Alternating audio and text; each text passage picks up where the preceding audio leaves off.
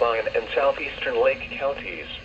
At 7:56 a.m., severe thunderstorms were located along a line extending from near Union City to near Troy to Cloverdale, moving east at 40 miles per hour.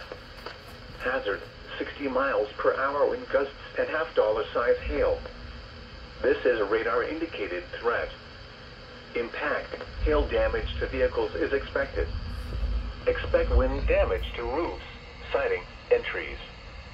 Locations impacted include Martin, Union City, McKenzie, Fulton, New Bern, Dresden, South Fulton, Dyer, Greenfield, Ridgely, Gleason, Troy, Kenton, Rutherford, Obion, Bradford, Sharon, Latham, Clayton, and Cloverdale.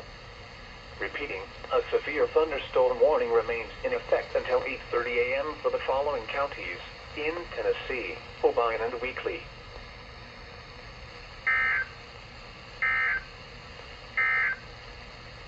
Now for the official National Weather Service.